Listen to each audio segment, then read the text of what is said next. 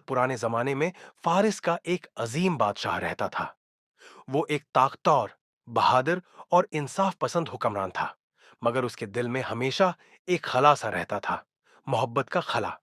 उसकी सल्तनत में ऐशो इशरत की कोई कमी न थी, लेकिन वो एक ऐसी मोहब्बत का मुतलाशी था जो दिल को सुकून और रूह को रोशनी दे।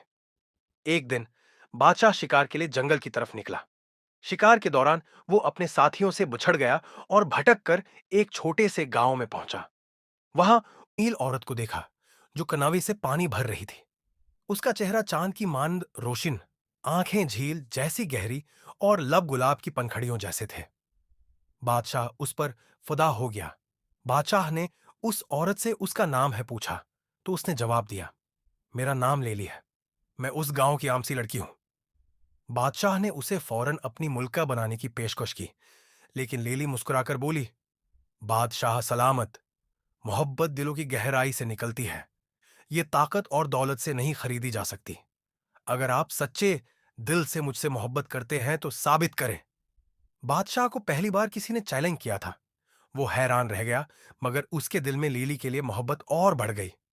उसने कहा, बताओ, तुम मुझसे क्या सबूत चाहती हो? लेली ने कहा, मोहब्बत कुर्बानी मांगती है। अगर आप वाकई मुझ हूं तो मुझे बताओ। से मोहब्बत करते हैं तो एक साल के लिए अपना तख्त छोड़कर मेरे गांव में आम आदमी की तरह रहें। तब मैं मानूंगी कि आपकी मोहब्बत सच्ची है। यह सुनकर बादशाह शिश ओ पंज में पड़ गया, मगर फिर मोहब्बत जीत गई। उसने अपनी सल्तनत अपने वजीर के हवाले की और आम लिबास पहनकर गांव में रहने लगा। उस एक साल में बादशाह ने गांव के लोगों की मुश्किलात देखें, जमीन पर सोया, मेहनत मजदूरी की और सादगी का मजा चुखा। उसने सीखा कि मोहब्बत गुरूर, ताकत और दौलत से बोलातर होती है। लीली ने भी देखा कि बादशाह ने अपने वकार और आराम को छोड़कर मोहब्बत को अहमियत दी है।